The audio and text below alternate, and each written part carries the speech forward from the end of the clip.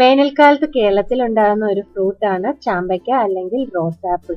റോസാപ്പിളിന്റെ 90% content water ആയതുകൊണ്ട് ശരീരത്തെ തണുപ്പിക്കാൻ വളരെ നല്ലതാണ്.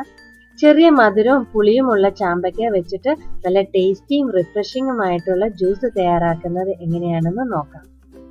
ചാമ്പയ്ക്ക കഴുകി വൃത്തിയാക്കിയതിനു ശേഷം രണ്ടായിട്ട് മുറിച്ച് കുരുവൊക്കെ കളഞ്ഞെടുക്കണം.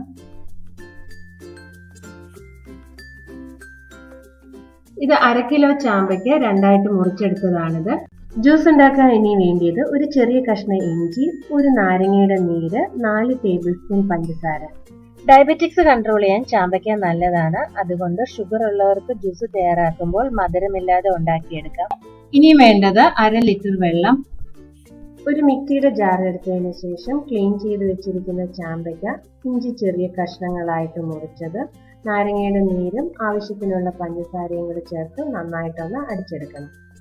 മധുരത്തിനായി പഞ്ചസാരയ്ക്ക് പകരം ഹണി വേണമെങ്കിലും ചേർക്കാം.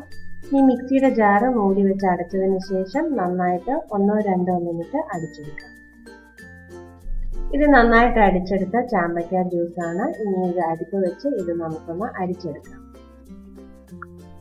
അരിച്ചെടുക്കുമ്പോൾ ഒരു സ്പൂൺ വെച്ച് ഇളക്കി നന്നായിട്ട് ഇതുപോലെ ഒന്ന് അമർത്തിയെടുത്താൽ ജ്യൂസ് മുഴുവനായിട്ട് കിട്ടും. ഇത് അരിച്ചെടുത്ത ജ്യൂസാണ്. ഇതിന്റെ കൂടെ 1/2 ലിറ്റർ വെള്ളവും കൂടെ ചേർക്കാൻ പോവാണ്. ഇതിലിപ്പോൾ ഞാൻ ഐസ് ക്യൂബ്സ് ചേർക്കുന്നില്ല. വേണമെങ്കിൽ ഐസ് ക്യൂബ്സ്, വെള്ളത്തിന് പകരം സോഡ എന്നിവയൊക്കെ ചേർക്കാം. ചാമ്പയ്ക്ക ജ്യൂസ് തയ്യാറായിട്ടുണ്ട്. ഇത് ഉടനെ തന്നെ സെർവ് ചെയ്യുക. ചാമ്പയ്ക്കയുടെ മെയിൻ കമ്പൗണ്ട് വിറ്റമിൻ എയും സിയാണ്. അതുകൊണ്ട് നമ്മുടെ പ്രതിരോധ ശക്തി വർദ്ധിപ്പിക്കാൻ വളരെ നല്ലതാണ്. ചാമ്പയ്ക്ക കിട്ടുന്നവർ ഈ ജ്യൂസ് തീർച്ചയായും ട്രൈ ചെയ്ത് നോക്കുക. പുതിയൊരു വീഡിയോ ആയിട്ട് വരുന്നവരെ ടേക്ക് കെയർ. Bye bye.